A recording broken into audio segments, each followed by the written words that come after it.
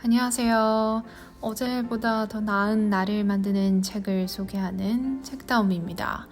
철학하면 떠오르는 느낌이나 단어가 있을까요?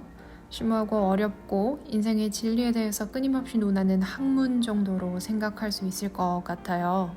소크라테스, 괴테, 사르트르 등 시대를 걸쳐서 인간의 생각, 문화, 문명을 형성하는 데 아주 큰 영향을 미친 철학자들이 많죠. 그 중에서 오늘은 스페인을 대표하는 철학자 발타자르 그라시안을 소개하고자 합니다. 그래서 완전한 인간에서는 인간의 삶의 목표를 개인의 성숙이라고 보며 어떻게 하면 인간의 근본을 지키며 살아갈 수 있을지에 대한 방법을 설명하고 있습니다. 내 자신을 끊임없이 성찰하고 내 삶의 주인으로 살아가는 실용적인 교훈들로 담아놓은 도서 완전한 인간을 소개합니다. 발타자르 그라시안 지음, 강민지 옮김, 교보문고에서 나온 책입니다. 세상에는 아주 여러 유형의 사람들이 있죠. 단정한 사람, 예의 바른 사람, 절제하는 사람, 통찰력이 있는 사람 등 수도 없이 다양한 기질과 기량을 갖춘 사람들이 있어요. 그 중에서 여러분은 어떤 사람이 되고 싶으신가요?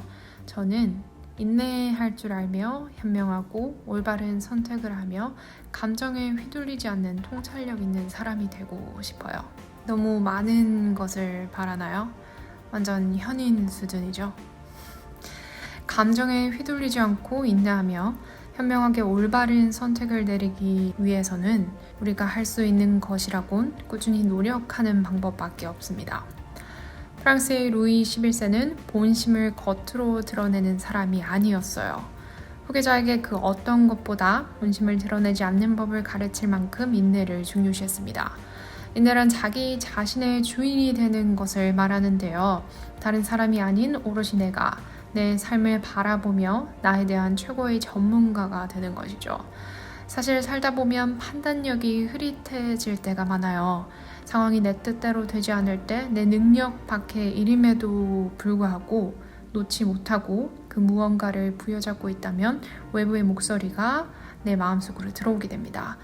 경솔한 집착, 성급한 재촉, 천박한 다툼을 내 삶으로 끌어당기게 될 뿐이죠.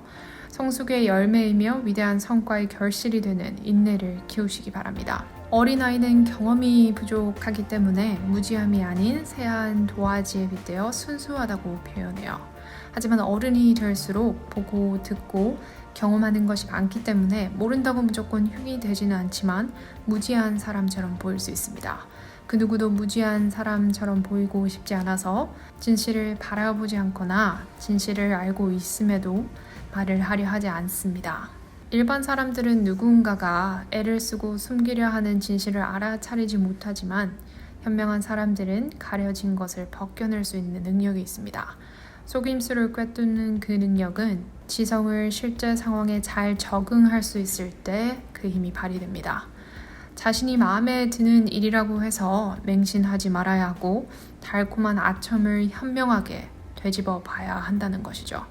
상황을 완벽하게 파악하는 것은 쉽지 않기 때문에 때로는 짐작을 할 수밖에 없는데 현명한 사람은 내면을 꿰뚫어 보는 지혜를 발휘합니다.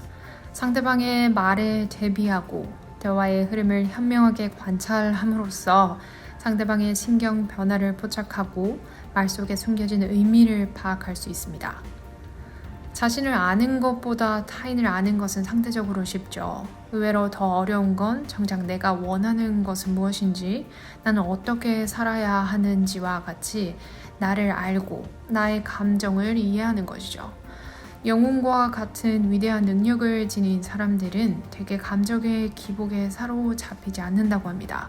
기분을 표출하는 데 있어서 높고 낮음이 없다는 것이죠. 그것은 곧 자신을 성찰하며 현재의 상태를 인정할 때 발휘될 수 있습니다. 자신을 지배하는 기분에 쉽게 휘둘리는 사람은 너무나도 지금 이 순간에만 사로잡혀서 다른 것을 객관적으로 돌아볼 여유가 없는 것이에요. 산 중의 왕은 그리스에 위치한 올림포스 산이라고 하죠. 그 이유는 가장 높은 곳에서 자신의 꼿꼿함을 과시하는 것도 아니고 태양의 빛이 처음 비추는 장엄한 자태도 아니며 아름다운 수많은 별들로 뒤덮여 있기 때문도 아니며 신들의 산이라는 명성과 자부심을 부여받았기 때문도 아닙니다. 그 이유는 자기 자신의 진정한 주인이 되었기 때문이죠. 발타자르 그라시안의 표현을 빌리자면 바람이 올림포스의 발에 입을 맞추러 오고 구름이 올림포스의 베개가 되러 올지라도 올림포스는 절대 동요하지 않는데 이것이 바로 감정에 사로잡히지 않는 탁월함이라고 말합니다.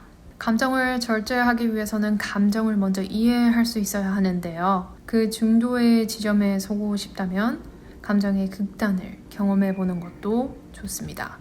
기뻐서 흘리는 눈물을 맛보고 세상이 무너질 것 같은 절망감에 사로잡혀 봤다면 적어도 경험해 본 그 기분을 예측할 수 있고 대비할 수 있기 때문이죠.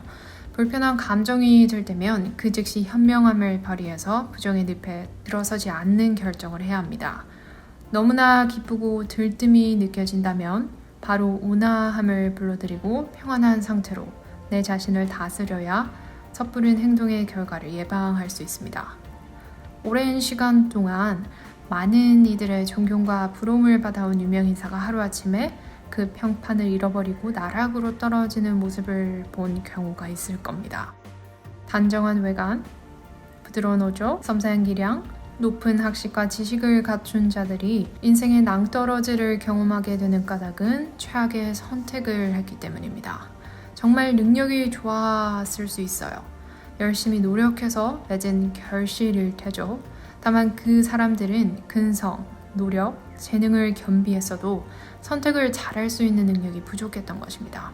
선택은 그 무게만큼이나마 파장이 거대하기 때문에 아주 중요하고 신중하게 행동해야 합니다. 인생의 성공과 실패를 결정하는 것도 선택이라 볼 수 있죠. 순간의 선택에 따라서 돌이킬 수 없는 불행 속으로 걸어 들어가게 될 수도 있고 기회가 왔을 때 놓치지 않고 모든 일이 잘 풀리게 할 수 있는 최고의 행복을 맛보게 할 수도 있습니다. 올바른 선택을 하기 위해서는 변덕을 다스려야 합니다. 즉, 다시 감정으로 연결된다는 것이죠. 변덕스러움은 신중함의 적이며 정확한 판단을 내릴 수 없게 만듭니다. 감정에 잘 휘둘리게 된다면 좀 전까지 자기 자신이 좋은 것이라고 생각했던 것도 싫어지죠. 다시 말해 실제로 좋지 않은 것일지라도 자신이 원하는 것이면 좋은 것이라 착각할 수 있다는 것입니다. 완벽한 선택이란 있을 수 없습니다. 하지만 최선의 선택은 가능하죠. 가령 선택을 몹시 꺼려하는 사람들도 있지만 선택이 없는 곳엔 배움이 없으며 깨달음이 없다면 완벽함으로 나아갈 수 없습니다. 선택이 힘들다면 그 비슷한 선례를 찾고 그 사람들이 어떻게 행동했는지를 살피고 주위 사람의 조언을 구하시기 바랍니다. 성공하는 법을 아는 사람을 만나 그 말에 귀를 기울이고 지침서로 삼고 나아가시길 바랍니다. 선택의 자유는 더할 나위 없이 큰 은총이며 그 큰 축복을 감사할 줄 알며 살아가야 하죠. 자신을 성찰하는 능력이 없는 사람은 자신을 개선할 능력이 없다는 것을 알고 감정의 노예가 되기보다는 감정을 지배하는 사람이 되는 하루가 되시길 바라면서 오늘 영상 마치겠습니다. 감사합니다.